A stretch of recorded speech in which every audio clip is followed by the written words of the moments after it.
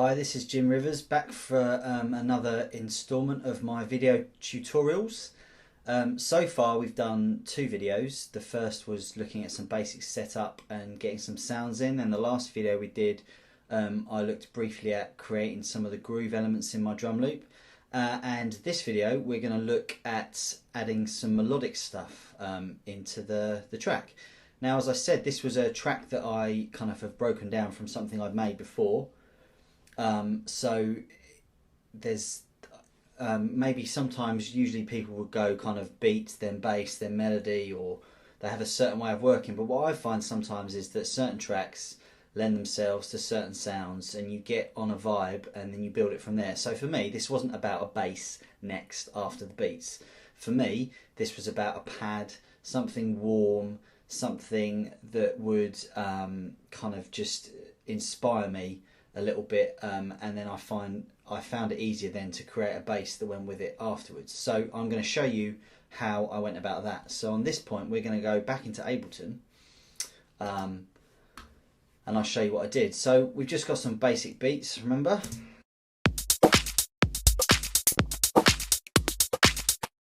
I've low cut the kick drum as well. I quite often do that when I'm listening to stuff so I don't have the thump all the time. So I've got the rhythmic parts there and the groove, but I don't have to have the thump all the time, because when you listen to music all day it sometimes starts to grate. So the kind of inspiration behind this track, Detroity, warm, summery, something that I'm always into, that kind of warm melodic thing, and Ableton comes into its own. So this is a sound that I found that I really liked. So this is just a pad sample.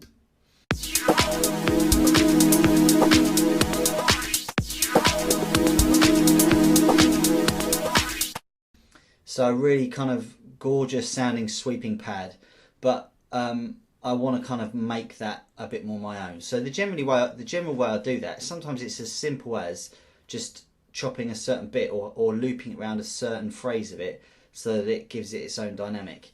Now, a few things to think about when you're working with tonal sounds like this within Ableton is down here in the menu here, you can have a variety of different things set up that will make a difference to how the sound is played. So if I put, say for example, this pad with the beats function on it, it will sound a bit more grainy and gritty.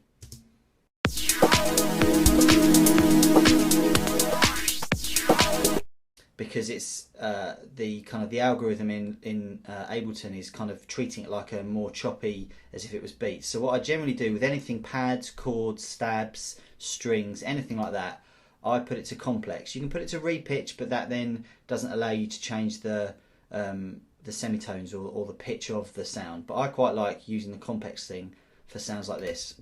So by sticking it to complex, I know that I'm going to get the best kind of sound out of the sample that I've got in front of me. Now, I don't want that whole transition of the filtery, sweepy sound over the entire part of this pad. So what I did, or what I'm going to do in front of you now, is choose a section. So I quite like this section here. It has a nice progression, listen.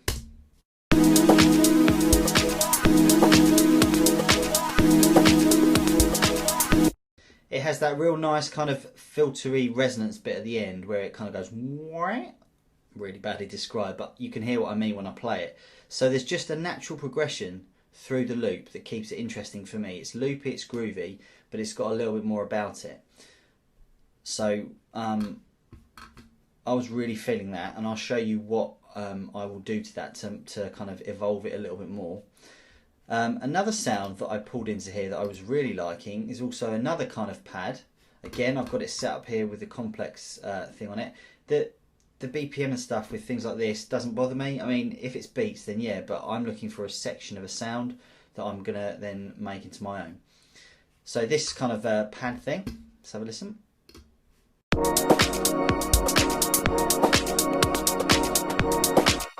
Let me just take the effect that I've got on off of it for a sec, because I'll show you that in a minute. So the original sound.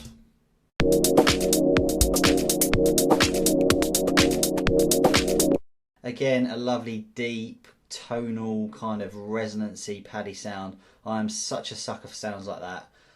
just full of warmth and kind of a bit of emotion and soul in the sound, which for me is a really important part. So I wanted to put these two things together. So if I play them together now, let's see what it sounds like.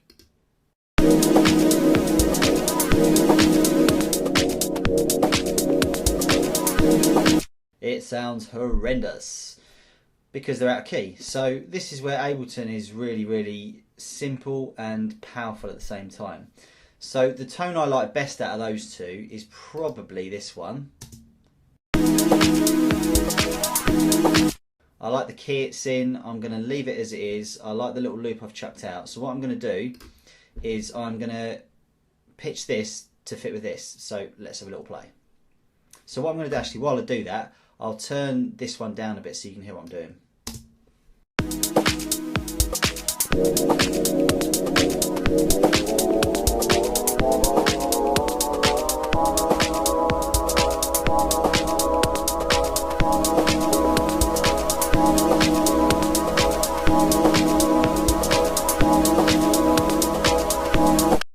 Okay, that's right, 10 semitones up. Now obviously I knew that because I'd already done it, but sometimes you just have to play around with it a bit. And trust your ear, you know, like often samples and stuff aren't pitched perfectly to the thing that you're making. If you find that a semitone change in the pitch is not enough, then you can use the detune function here, and that will do even smaller increments, so you can really bend it between notes, which is often very useful for samples. Because often samples aren't perfect, but that's why I love them. They have a bit more quirkiness and a bit more edge to them. So they're the kind of the two sounds. They've both got a little bit of movement. Again, on this paddy sound here, I chopped out the front section so I get a bit of the filtery movement and stuff. Just provides a bit of movement through that sound. Now at the moment you can see on the two channels here and here, one of them is going to bus 3 and 4 in Logic, and one of them is going to bus 5 and 6. There's a reason for that, so let's go and have a look. So if I now locate these in here, bus 3 and 4, which is this one here, and bus, where are we? 5 and 6. Now you can see there's some muted effects. So what I'm going to do is I'm going to apply those now so you can hear what I was thinking while I was doing it. So first of all, this is on that really nice bright pad that I did not pitch. This is the one that I just took the loop out of. I've put some EQ on.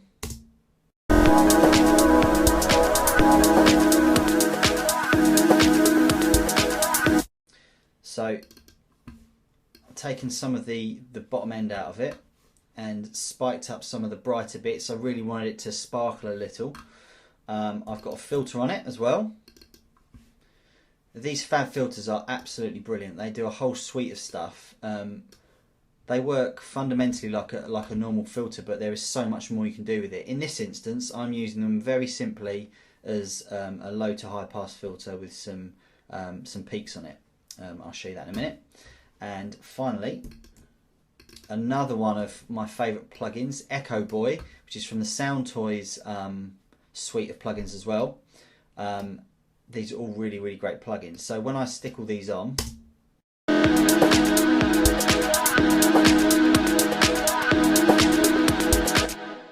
you can hear the tail of the delay there on the end of the sound. One of the main ones here, so that delay is adding a little bit of dynamic to it. The EQ is obviously treating some of the frequencies I wanted to look at, but the main one is the filter, which I wanted to develop in my mind as the track goes on.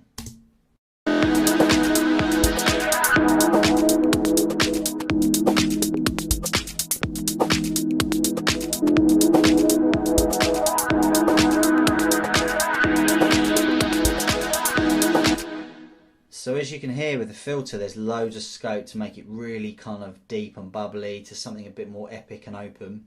The little thing that you hear sometimes, like the little stutter, that's just something that Ableton and Logic does sometimes. The beginning of the loop kind of just stutters in Ableton, but that's only because I'm in a small loop, so that works itself out when you start arranging the track properly. So that was the pad that I've got there. Now, the effects on that one were a little bit more subtle. The effects on the other pad, the pad that I pitched, are a little bit more extreme. So let me find the correct channel for that, which is bus 3 and 4. So if I mute that one, I'll mute that one. Now this, again, let me get rid of these for a sec. This again is another Soundtoys plugin. This is called Crystallizer, and I absolutely love this plugin. Use it on loads of stuff. So let me bypass it first.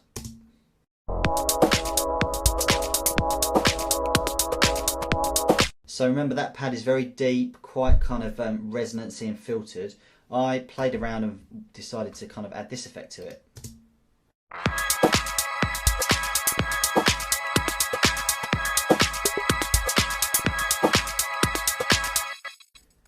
Which completely changes the vibe of it, and for me it kind of suits and sits with the pad. So you can see on here I've got the mix of the effect fully on, and the reason why it's got such a dynamic effect is mainly to do with the pitch. I've got the pitch of the effect really high up, so it's making it sound bright and sparkly, and then the delay and the splice, there's no real delay on it, but the splice is another part where it's kind of doing that choppy weird thing. So another great plugin, something that I've used to kind of get the desired effect. So if I play that with the other pad now, let's have a listen.